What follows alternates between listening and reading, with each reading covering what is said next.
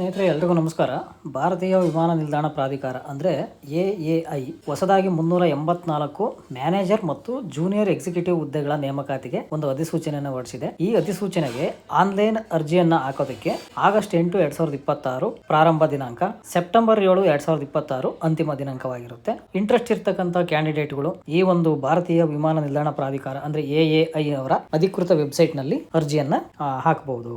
ಈ ಒಂದು ಜಾಬ್ಸ್ ಗಳ ಬಗ್ಗೆ ಸಂಪೂರ್ಣವಾಗಿರ್ತಕ್ಕಂಥ ಫುಲ್ ಇನ್ಫಾರ್ಮೇಶನ್ ಅನ್ನ ಕ್ವಿಕ್ ಆಗಿ ನೋಡ್ತಾ ಹೋಗೋಣ. ಯಾರೆಲ್ಲ ಇನ್ನೂ ನಮ್ಮ ಚಾನಲ್ ಸಬ್ಸ್ಕ್ರೈಬ್ ಆಗಿಲ್ಲ ದಯವಿಟ್ಟು ಸಬ್ಸ್ಕ್ರೈಬ್ ಮಾಡ್ಕೊಂಡು ವಿಡಿಯೋವನ್ನ ಕೊನೆವರೆಗೂ ನೋಡಿ, ಸ್ಕಿಪ್ ಮಾಡಕ್ ಹೋಗಬೇಡಿ. ವಿಡಿಯೋ ಇಷ್ಟ ಆದ್ರೆ ವಿಡಿಯೋನ ಲೈಕ್ ಮಾಡೋದು ಮಾತ್ರ ಮರಿಬೇಡಿ. ಬನ್ನಿ ಈ ಒಂದು ಅಧಿಸೂಚನೆ ಬಗ್ಗೆ ಸಂಪೂರ್ಣ ಮಾಹಿತಿಯನ್ನ ನಾವು ಈ ವಿಡಿಯೋದಲ್ಲಿ ತಿಳ್ಕೊಳ್ಳೋಣ. ನಿಮ್ಗೆಲ್ರಿಗೂ ಗೊತ್ತಿರೋ ಹಾಗೆ ಈ ಭಾರತೀಯ ವಿಮಾನ ನಿಲ್ದಾಣ ಪ್ರಾಧಿಕಾರ ಇದೊಂದು ಸೆಂಟ್ರಲ್ ಗವರ್ಮೆಂಟ್ ಅಂಡರ್ ಅಲ್ಲಿ ಬರ್ತಕ್ಕಂಥ ಒಂದು ದೊಡ್ಡ ಬೃಹದಾಕಾರವಾದಂತಹ ಒಂದು ಸಂಸ್ಥೆ. ಈ ಒಂದು ಸಂಸ್ಥೆಯ ನೇಮಕಾತಿಗಳು ಸಂಪೂರ್ಣವಾಗಿ ಕೇಂದ್ರ ಸರ್ಕಾರದ ನೇಮಕಾತಿಗಳಾಗಿರ್ತವೆ. ಒಟ್ಟು 389 ಪೋಸ್ಟ್ಗಳಿಗೆ ಅಪ್ಲಿಕೇಶನ್ ಅನ್ನ ಕರೆದಿರ್ತಕ್ಕಂಥದ್ದು.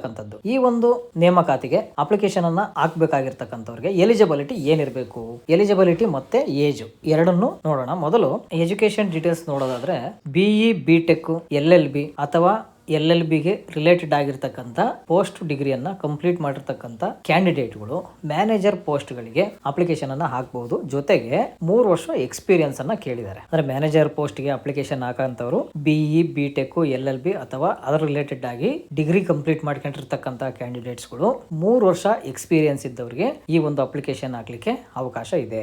ನೆಕ್ಸ್ಟ್ ಜೂನಿಯರ್ ಎಕ್ಸಿಕ್ಯೂಟಿವ್ ಪೋಸ್ಟ್ ಗಳಿಗೆ ಅಪ್ಲಿಕೇಶನ್ ಆಗಿರ್ತಕ್ಕಂಥವ್ರು ಬಿಇ, ಬಿಟೆಕ್, LLB ಅಥವಾ ಎನಿ ಪೋಸ್ಟ್ ಗ್ರಾಜುಯೇಷನ್ ಮಾಡಿರ್ತಕ್ಕಂಥ ಕ್ಯಾಂಡಿಡೇಟ್ಗಳು ಅಪ್ಲಿಕೇಶನ್ ಹಾಕಬಹುದು. ಜೂನಿಯರ್ ಎಕ್ಸಿಕ್ಯೂಟಿವ್ ಪೋಸ್ಟ್ ಗಳಿಗೆ ಎಕ್ಸ್ಪೀರಿಯನ್ಸ್ ಬೇಕಾಗಿಲ್ಲ. ಮ್ಯಾನೇಜರ್ ಪೋಸ್ಟ್ ಗಳಿಗೆ 3 ವರ್ಷ ಎಕ್ಸ್ಪೀರಿಯನ್ಸ್ ಬೇಕಾಗುತ್ತೆ. ಜೂನಿಯರ್ ಎಕ್ಸಿಕ್ಯೂಟಿವ್ ಪೋಸ್ಟ್ ಗಳಿಗೆ ಯಾವುದೇ ರೀತಿಯಾಗಿ ಎಕ್ಸ್ಪೀರಿಯನ್ಸ್ ಬೇಕಾಗಿರೋದಿಲ್ಲ. ಅವರು ನೇರವಾಗಿ ಕ್ವಾಲಿಫಿಕೇಶನ್ ಮೇಲೆ ಅಪ್ಲಿಕೇಶನ್ ಅನ್ನ ಹಾಕಬಹುದು. ಇದಿಷ್ಟು ಎಜುಕೇಶನ್ ಆಯ್ತು. ನೆಕ್ಸ್ಟ್ ಏಜ್ ಲಿಮಿಟ್ ನೋಡೋಣ. ಈ ಪೋಸ್ಟ್ ಗಳಿಗೆ ಅಪ್ಲಿಕೇಶನ್ ಹಾಕುವಂತ ಕ್ಯಾಂಡಿಡೇಟ್ ಗಳಿಗೆ ಏಜ್ ಬಂದು ಜೂನಿಯರ್ ಎಕ್ಸಿಕ್ಯೂಟಿವ್ ಗೆ ಮಿನಿಮಮ್ 18 ವರ್ಷ ಕಂಪ್ಲೀಟ್ ಆಗಿರಬೇಕು. 27 ವರ್ಷದಿಂದ ಒಳಗಿರಬೇಕು. ಅಂದ್ರೆ 18 ರಿಂದ 27 ವರ್ಷ ಇರ್ತಕ್ಕಂಥ ಕ್ಯಾಂಡಿಡೇಟ್ಗಳು ಜೂನಿಯರ್ ಎಕ್ಸಿಕ್ಯೂಟಿವ್ ಪೋಸ್ಟ್ ಗಳಿಗೆ ಅಪ್ಲಿಕೇಶನ್ ಅನ್ನ ಹಾಕಬಹುದು. ನೆಕ್ಸ್ಟ್ ಮ್ಯಾನೇಜರ್ ಪೋಸ್ಟ್ ಗಳಿಗೆ 3 ವರ್ಷ ಎಕ್ಸ್ಪೀರಿಯನ್ಸ್ ಜೊತೆಗೆ ಮ್ಯಾನೇಜರ್ ಪೋಸ್ಟ್ ಗೆ ಅಪ್ಲಿಕೇಶನ್ ಹಾಕುವಂತ ಕ್ಯಾಂಡಿಡೇಟ್ ಗಳಿಗೆ ಮಿನಿಮಮ್ 18 ಇಯರ್ಸ್ ಟು 32 ಇಯರ್ಸ್ ಅಂದ್ರೆ 32 ವರ್ಷಗಳ ಒಳಗೆ ಅಪ್ಲಿಕೇಶನ್ ಅನ್ನು ಹಾಕ್ಲಿಕ್ಕೆ ಅವಕಾಶ ಇದೆ. ಈ ಡೇಟು ಸೆಪ್ಟೆಂಬರ್ 7, 2026 ಕ್ಯಾಲ್ಕುಲೇಟ್ ಆಗುತ್ತೆ. ಅಂದ್ರೆ ನಿಮ್ಮ ಏಜು ಸೆಪ್ಟೆಂಬರ್ 7, 2026 ಅಪ್ಲೈ ಆಗುತ್ತೆ. ಅಂದ್ರೆ ಅರ್ಜಿ ಹಾಕುವ ಕೊನೆಯ ದಿನಾಂಕಕ್ಕೆ ಅಪ್ಲೈ ಆಗುವಂತೆ ನಿಮ್ಮ ಏಜು ಮ್ಯಾನೇಜರ್ ಪೋಸ್ಟ್ ಗಳಿಗೆ 32 ವರ್ಷ, ಜೂನಿಯರ್ ಎಕ್ಸಿಕ್ಯೂಟಿವ್ ಪೋಸ್ಟ್ ಗಳಿಗೆ 27 ವರ್ಷ ಒಳಗೆ ಇರ್ತಕ್ಕಂಥ ಕ್ಯಾಂಡಿಡೇಟ್ಗಳು ಅಪ್ಲಿಕೇಶನ್ ಅನ್ನ ಹಾಕಬಹುದು.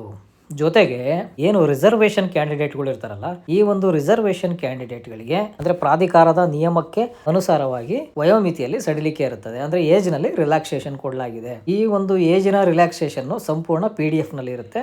ನೀವು ನೋಟಿಫಿಕೇಶನ್ ಓಪನ್ ಮಾಡಿ PDF ಅನ್ನ ಸಂಪೂರ್ಣವಾಗಿ ಓದಿದ್ರೆ ನಿಮ್ಗೆ ಅದ್ರ ಬಗ್ಗೆ ಮಾಹಿತಿ ಸಿಗುತ್ತೆ. ಸ್ಯಾಲರಿ ಬಗ್ಗೆ ಮಾತಾಡೋದಾದ್ರೆ ಮ್ಯಾನೇಜರ್ ಪೋಸ್ಟ್ ಗಳಿಗೆ ಪ್ರತಿ ತಿಂಗಳು 60,000ದಿಂದ 1,80,000ವರೆಗೆ ಸ್ಯಾಲರಿಯನ್ನ ಕೊಡಲಾಗುತ್ತದೆ. ಜೂನಿಯರ್ ಎಕ್ಸಿಕ್ಯೂಟಿವ್ ಗಳಿಗೆ 40,000ದಿಂದ 1,40,000ವರೆಗೂ ಸ್ಯಾಲರಿ ಇರುತ್ತೆ. ಇದೊಂದು ಉತ್ತಮವಾದ ಒಳ್ಳೆ ಸ್ಯಾಲರಿ ಅಂತಾನೆ ಹೇಳ್ಬಹುದು. ಇಂಟ್ರೆಸ್ಟ್ ಇರ್ತಕ್ಕಂಥ ಎಲಿಜಿಬಿಲಿಟಿ ಇರ್ತಕ್ಕಂಥ ಕ್ಯಾಂಡಿಡೇಟ್ ಗಳಿಗೆ ಇದು ಒಳ್ಳೆ ಸ್ಯಾಲರಿ ಆಗಿರುತ್ತೆ. ಸೊ ಅಪ್ಲಿಕೇಶನ್ ಹಾಕುವಂತವ್ರು, ಇಂಟ್ರೆಸ್ಟ್ ಇರೋಂಥವ್ರು, ಎಲಿಜಿಬಲ್ ಇರೋಂಥವ್ರು ಅಪ್ಲಿಕೇಶನ್ ಅನ್ನ ಹಾಕಿ. ನೆಕ್ಸ್ಟ್ ನೋಡೋಣ, ಅಪ್ಲಿಕೇಶನ್ ಯಾವಾಗಿಂದ ಓಪನ್ ಆಗುತ್ತೆ ಅಂದ್ರೆ ಆಗಸ್ಟ್ 8ನೇ ತಾರೀಕಿಂದ ಅಪ್ಲಿಕೇಶನ್ ಓಪನ್ ಆಗುವಂತದ್ದು. ಇದೇ ತಿಂಗಳು 8ನೇ ತಾರೀಕು ಅಪ್ಲಿಕೇಶನ್ ಓಪನ್ ಆಗುತ್ತೆ.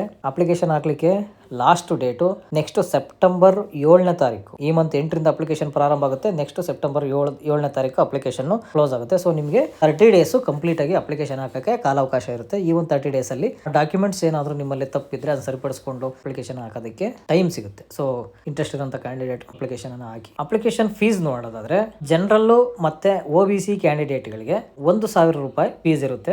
SC ST ಮತ್ತೆ ಲೇಡೀಸ್ ಜೊತೆಗೆ ಹ್ಯಾಂಡಿಕ್ಯಾಪ್ಡ್ ಕ್ಯಾಂಡಿಡೇಟ್ಗಳಿಗೆ ಫ್ರೀ ಆಫ್ ಕಾಸ್ಟ್ ಇರುತ್ತೆ. ಯಾವುದೇ ರೀತಿಯಾದಂಥ ಅಪ್ಲಿಕೇಶನ್ ಫೀಸ್ ಇರೋದಿಲ್ಲ. ಇಂಡಿಯನ್ ಏರ್ಲೈನ್ಸ್ ಅಲ್ಲಿ ಕೆಲಸ ಮಾಡಬೇಕು ಅಂತ ಕನಸು ಗೊತ್ತಿರ್ತಕ್ಕಂಥ ಕ್ಯಾಂಡಿಡೇಟ್ಗಳಿಗೆ ಅಥವಾ ಅದನ್ನ ನಾವು ಸೆಂಟ್ರಲ್ ಗೌರ್ಮೆಂಟ್ ಅಲ್ಲಿ ಕೆಲಸ ಮಾಡಬೇಕು ಅನ್ನೋ ಆಸೆ ಇರೋಂಥ ಕ್ಯಾಂಡಿಡೇಟ್ಗಳಿಗೆ ಇದೊಂದು ತುಂಬಾ ಉತ್ತಮ ಅವಕಾಶ.